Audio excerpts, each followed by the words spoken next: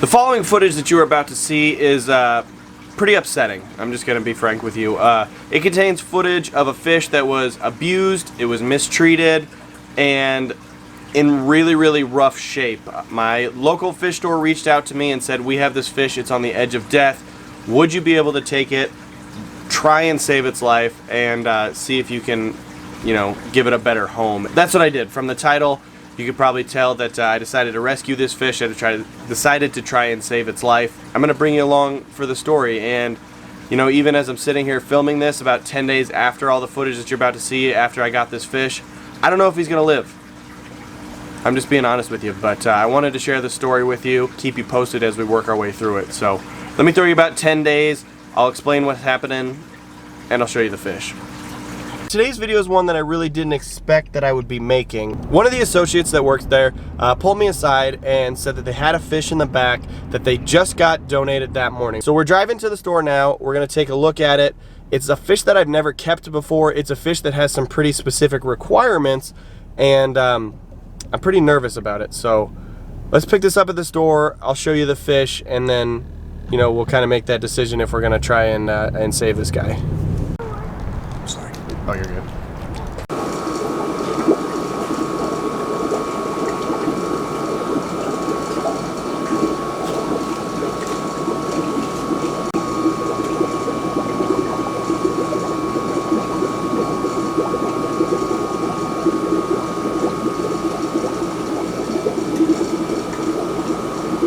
I didn't even know if I wanted to take the fish because of how bad of the condition he was in. I didn't want to take this fish, get my hopes up that, you know, I had this awesome new addition to my hobby and watch him die. I hate seeing fish die.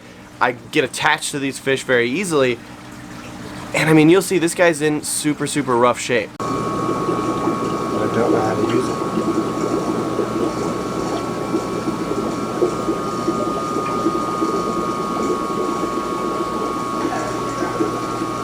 So there it is, so that's the fish. So for those of you that don't know, this is referred to as a violet goby, also commonly known as a dragon goby. That's probably what you've seen it sold for in pet stores and stuff like that.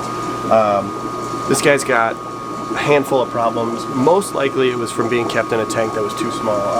It's got a pretty bad curve in the spine, face is definitely beat up, tail looks like it's been either nipped up or torn up or something, and then he's doing a lot of that, which could be shy on camera, who knows.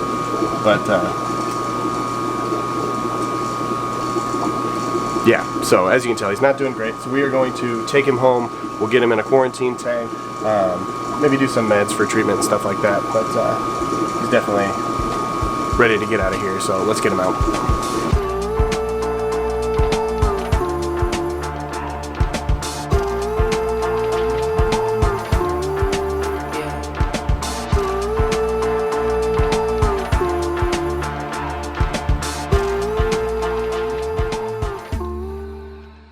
So obviously I went ahead and brought the dragon goby home despite his numerous health issues, some of which I just showed you. The dragon goby is a fish that's known as a brackish water fish. This is a fish that it's not quite freshwater, it's not quite saltwater, but there is some salt in the water. They actually can be full freshwater, they can be full saltwater, but I'll go more into the specific care requirements down the road. One of the things that really stood out to me about this particular fish, other than the curve in its spine, is the dragon goby is supposed to be a beautiful, vibrant blue color, a violet color with kind of ribbons or streaks of gold. Not gray, torn up and covered in scars, like this one was.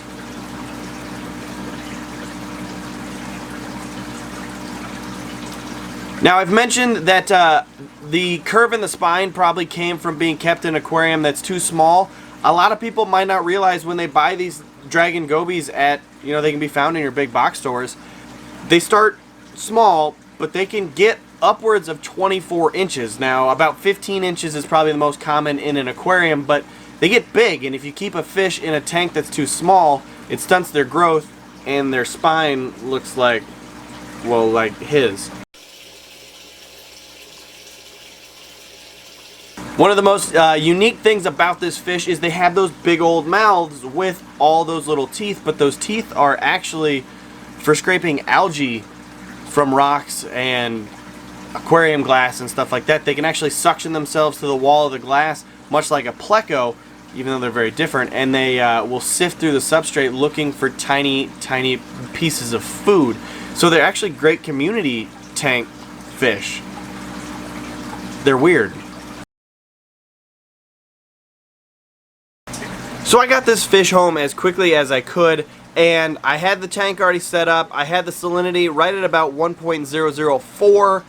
I needed to slowly drip acclimate this guy, which is where you tie some airline tubing and let little drips of the tank kind of fall into their container to adjust the salinity and the temperature. And then we went ahead and added him to the tank.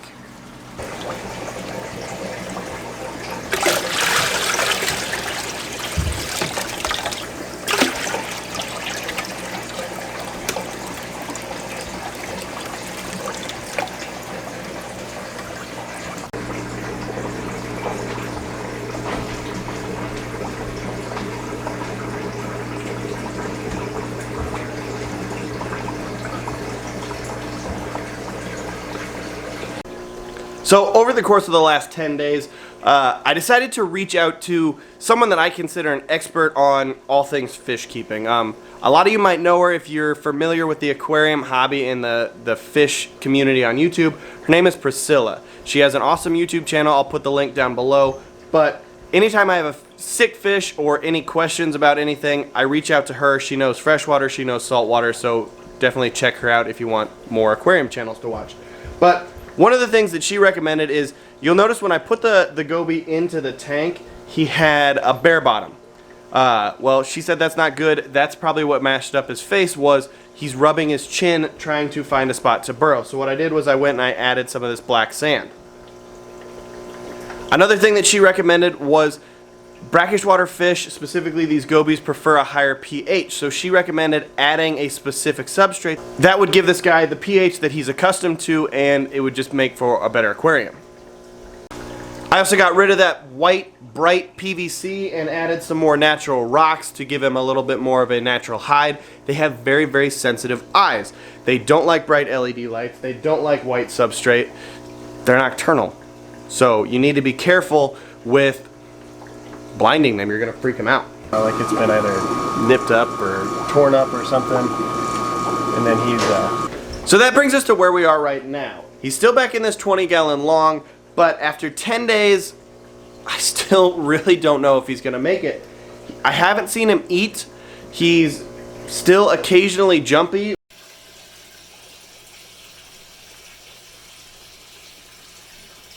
Right now, he's actually very, very calm, which is good to see. He has good days and bad days, essentially. But if you've been following me on Instagram, then you know I recently went out to Petco and their $1 per gallon sale, and I picked up 2 new aquariums, and I'll show you the embarrassing clip I posted on Instagram of me singing. So, it's the most wonderful time of the year. So that's what's next for this guy. We'll be getting him out of that 20-gallon long and putting him in a 40 breeder, which is one of my favorite footprints for fish. It'll give him a lot more room. I'll be able to do a lot more natural hides, and I think he's just going to be a lot happier. You know, I'll do a future video moving him up, and we'll hopefully see if he survives. So before we wrap this one up, I'm going to say I have high hopes for this guy. He's a super cool fish, and I really want to be able to show you how you can take this like massive monster prehistoric fish with these crazy teeth and put them in a community tank with some really peaceful fish. So hopefully we can get him to bounce back, live out the rest of his life happy and comfortably with me. Thank you to my local fish store for reaching out to me and giving me a chance to save this guy. I appreciate the trust that they have in me and doing right by the fish. Thank you to Priscilla. It's nice having friends in the aquarium hobby who know more than me, because I don't know everything. I don't pretend to be an expert. I know a lot of things, but there's certain things I don't know. So I'm glad that she was able to help me. Thank you to her if you're watching. And thank you to all of you guys for watching this one. Wish me luck in being able to keep this guy alive. Like I said, I still don't know if he's going to die or not. So just being real with you. But Thank you for watching this one. As always, give it a thumbs up if you enjoyed. Subscribe if you have not already. Thanks for watching, and until the next video, I will see you soon. Thanks for watching. Don't forget to subscribe. See you soon. See you soon. Mwah. Mwah.